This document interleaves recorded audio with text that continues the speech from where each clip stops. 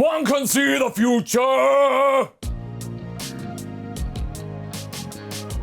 Hey guys, MasakoX here. We are rounding up the August batch of What Ifs with a one-shot story to add a little bit of variety to proceedings. What kind of story could we do exactly? Well, today we are going to check out another scenario that was inspired and proposed during one of our What If round table live streams. If you don't know what these are our weekly live streams where Haverock and I sit down with you all and give a quick critique and overview about people's suggestions via super chat and overall discussion. These not only help the channel in a time of flux at the moment, but it also allows you to have the most direct outlet for your creative ideas, which today's story is a good example of. The idea that we're covering today was suggested by the viewer named Quote, and we really liked it because it was something that was based off one character who already had these powers, but, just swapping it out to another character, which was unusual and something that got Haverock and I really curious to proceed further with it. And oh yeah, just so you know, we are following the modern day lore of the Saiyan origins, the one from the Broly movie, with a little mix of the original Bardock special. Sort of what we did with the Gine storyline, combining Minus and the original version, best of both worlds. It's age 732. And the Saiyans had just finished a successful annexation of the planet Kanasa in the name of King Cold. This is what we see in the Bardock special, only them doing it for King Cold instead of Frieza. The few remaining Kanasans are there desperately trying to hold on to their world, but realizing that their fate has been pretty much sealed, basically from the moment that the Saiyans arrived on the planet. In the end, they surrendered themselves to the mercenaries, seemingly pleading their allegiance to their new overlords instead of just going down with the rest of their populace, like in the original. They're actually being defiant. This is another example of, what could have changed had the writers gotten out of bed differently that day. In another difference, King Cold also requested that King Vegeta be tasked to seize control over the planet personally, seeing as these creatures are a particularly interesting bunch of weaklings from what the Cold Force could surmise. Now, of course, he isn't doing this alone. He is accompanied by numerous Saiyans since he is a person of interest himself. One of these Saiyans that goes with him is one of his colonels, Paragus. As it turns out, these weaklings prove to be strong in strategy, even though weak in body. The Kanasans have prepared a trap, hoping to bring down the Saiyan King in a last-ditch effort to prove themselves to be a headache for any prospective invaders. Initially, the attack seems pretty effective, as their telepathic abilities are able to confuse and discombobulate some of the weaker-minded Saiyan soldiers into either not listening to their king's commands or just simply attacking each other. But King Vegeta and Paragus are having none of it, since their resolve is much stronger and they decide to let loose and decimate any survivors in a fit of rage. In their final moments, several Kanasans set about preparing an intense wave of telepathic attacks that are able to strike King Vegeta, akin to what happened with Bardock, only less physical. Without even realizing it, the monarch felt a brief twinge of pain, but then nothing. He seemingly was unscathed, but instead he is granted with a vision of a short creature, slightly resembling King Cold, destroying his home planet. The images are very obscure, they're very distorted and vague, but the vision of Planet Vegeta is all too clear. But that's the only clear part, at least for now. Initially, he doesn't connect the dots of all of the other elements of the vision, and decides to just simply brush it off as, he heads towards the medical capsule of his ship after the mission has concluded. Paragus informs him that the battle was won, regardless of the kings being indisposed temporarily. His officers are pretty worried though, of course it's their king, but King Vegeta tells them not to worry about a thing. He is fine and able to walk. Their mission was a success, and nobody need know that the king was compromised, albeit fleetingly.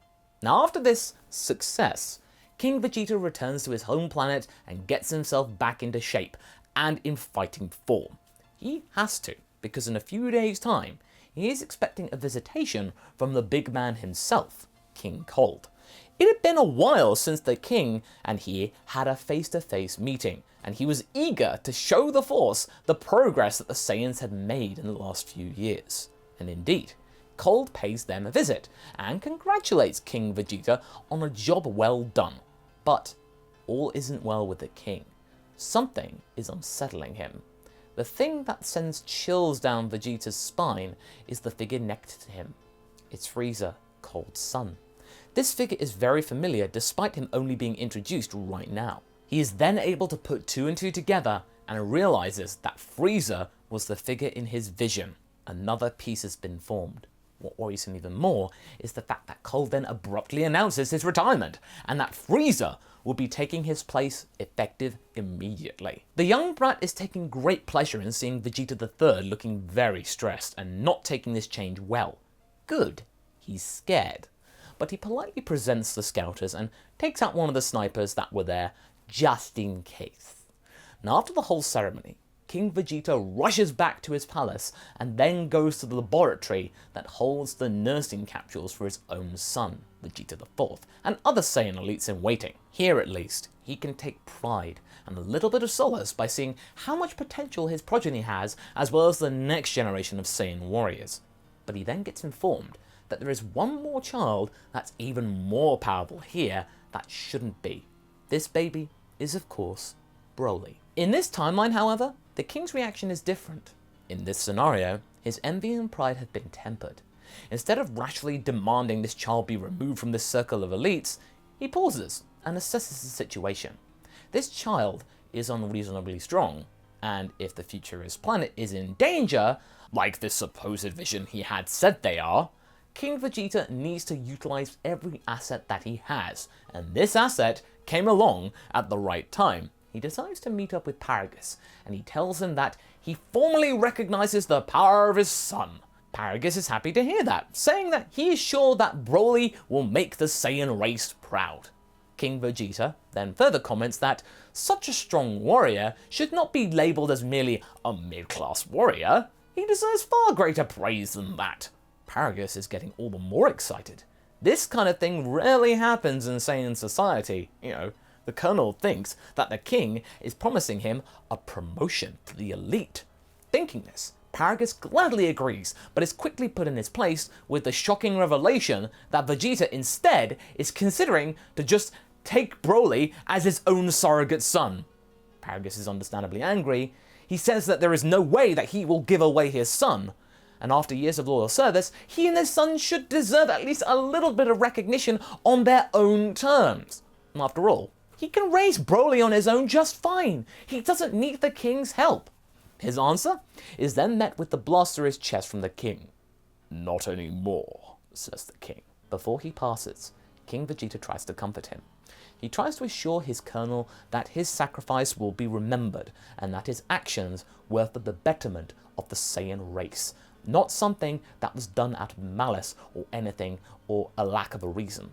And so, from that day, Broly, Vegeta, and then later Turbo are then raised as brothers, and seeing as they are infants in capsules, they would never know that genetically they are not brothers, which is important. When Turbo is born later, he quickly develops a bond with Broly, and despite being much weaker, they are often seen together socializing, which seems to gel well with Broly, so that's important too. King Vegeta quickly discovers that his namesake is the smartest of the three, so he is tasked with keeping the other two in check, despite being, in theory, the middle child. He is still considered to be King Vegeta's successor though, due to the more simple nature of his other brothers, as well as the fact that Vegeta has been bestowed with the name Vegeta, which in the same culture is the royal name of this lineage. In this timeline though, due to Broly's immense potential, Vegeta also has to up his game pretty quickly. He has his little squad consisting of Broly, Turbo, Raditz, and Nappa as their guardian, while King Vegeta is getting ready for Frieza's eventual betrayal. Now, even though Vegeta IV, our Vegeta, is a cruel and selfish little brat, he still develops a bit of a soft spot for his brothers since they are loyal to him as blood brothers. He can respect and acknowledge that, which in a way leaves Raditz, as usual, out in the cold. He can be pretty harsh towards Broly and Turbo still, but they may be the only beings out here that he deeply cares for. Broly also gets famous for his rage boosts, which makes him an unstoppable and highly sought after weapon in the Saiyan Elite, but Tarbell is also useful in that he is the only one that can calm Broly down before he goes against his troops and starts, doing bad stuff. Though keep in mind that he is still pretty young at this point, maybe about Gohan's age at the beginning of Z, so this is just this little child, tempering this angry young kid. Years pass and we're now in year 737. King Vegeta has been silently working with the scientists on the cloaked ship technology that would allow him and the chosen number of his inner circle and Saiyan Elite to leave the planet when Frieza should ever hope to strike. After all these years, the king had been met with more and more of these visions, which then refined his initial one, and he was able to piece together a concrete prediction. Frieza was going to blow up planet Vegeta, and so he commissioned this vessel to be built to save his people, or at least some of them. Unfortunately, only one such ship has been finished in time, due to the complexity of this ordeal and the practicalities of trying to do all of this without getting the Emperor involved or him figuring anything out. When Frieza orders everyone back to the planet, King Vegeta knows that this is the fateful day, and he has to act now. As he is ready to depart, King Vegeta is hailed by Frieza, who wants to talk to him. He asks him about the Super Saiyan prophecy. King Vegeta knows that all of this chat is to ensure that he won't run away. And now he knows why Frieza was growing so paranoid lately. Everything's starting to add up. He gives a silent order to his eldest son to take his squad, his brother, and the inner circle of elite to the cloaked ship and off the planet. On the ship, an encoded message has been left by the king, just in case they actually were able to get there, where he urges him to train himself and Broly as much as possible and get his revenge on Frieza one day. In his last moments, Vegeta III prolongs the conversation with Frieza even longer. This allows the cloaked ship to be able to escape easily, but as soon as Frieza grows bored of the king's ramblings, he decides to blow up the planet, as well as the king, for being too uninteresting. King Vegeta sacrificed himself for his sons, and this means that more Saiyans survive the explosion than in the original. For years, they lay low in pretty remote parts of the universe, training Vegeta and Broly in secret. It isn't always easy, seeing how hulky Broly can get, but Tarbell is always able to bring him back. Always the sun sets. Finally, in age 761, Raditz is tasked to find his brother Kakarot, who was seemingly sent to a faraway planet, but this is not going to be relevant for this particular story. We are telling you this just so that means you guys know where we are chronologically speaking. Meanwhile, Vegeta thinks that Broly is ready to face King Cold and Frieza. But how are they going to lure them out with as little backup as possible? Well, at this time, the Frieza Force was still hunting Saiyans, as not all of them listened to his orders. So Vegeta uses his connections to pass the information that he has intel about the legendary Super Saiyan, but they will only deliver this news to Frieza and King Cold themselves, so as to ensure safe passage. The two galactic tyrants take the bait because, come on, who can realistically challenge their rule and power? This should be amusing. Vegeta goes to their ship with Broly and Tarbell, who is pretty worried that Broly is not ready. Meanwhile, the Frost Demons arrive on a ship similar to the one in the future Trunks saga. Now, before all the butt Masakos come flooding in my direction, Vegeta and Broly are pretty strong at this point, as they managed to train a lot together over these last 20 or so years. In their regular forms, they probably could take on the Ginyu Force, so there is that. They welcome the Emperors, being masked and cloaked. "So," asks Frieza in a very amused manner, "where is the legendary Super Saiyan? Don't tell me I've come all this way for nothing." Vegeta unmasks and points at Broly. "He's right here, ready to serve you, Lord Frieza." Frieza and Cold, who are still on the ship, are trying not to show their hidden tension, but they do recognize young Prince Vegeta. He managed to escape. They play dumb about the planet's destruction and decide to set Broly a little test. As you can imagine, they send a lot of soldiers against him, and this ends up badly for the soldiers. Even Zarbon and Dodoria get involved, but they get absolutely smacked by both Vegeta and Broly. Frieza is impressed, but he knows that Vegeta and Broly are not here to bend the knee. so he decides to take matters into his own hands. As much as Vegeta is not that big of a challenge for the Tyrant, Broly slowly increases his power and is able to beat him in his first, second, and third form. King Cold tells Frieza to end this quickly. Frieza then transforms to his final form and is able to toss Broly around. Vegeta is shocked. All these years of training have been for nothing? Broly's fury is powerful, but it's not enough for Frieza. Tarbell screams at Vegeta to do something. They need to save his brother. Vegeta then realizes something. I cannot save Broly, brother, but you can. Me? But Vegeta's question is interrupted by a blast from his own brother. Vegeta looks at Tarbell. Forgive me, brother. Then, using all the power he has in his lungs, Vegeta screams. Broly! They murdered Tarbell! They killed our baby brother! And that is enough. Broly explodes with fury and his hair turns golden. For the first and last time in his life, Frieza feels fear as Broly just tears him apart. King Cold is shocked to see this and attempts to flee, but Broly simply hulks through the ship and destroys the king and his crew. He is absolutely unstable and rampages around, destroying the entire landscape around them. Vegeta tries to calm him down like his brother would, but it's hopeless. His other brother is lost. Both of his brothers are lost. He then quickly heads to the cloaked ship. He thinks to himself that he will never forget the sacrifice of his siblings. They ended the rule of Frieza and King Cold. They saved the Saiyan race. Vegeta can rebuild. He looks at the barren landscape, being demolished by the suffering beast that, just a moment ago, was his adopted brother. And then he just blows up Vampa. The end.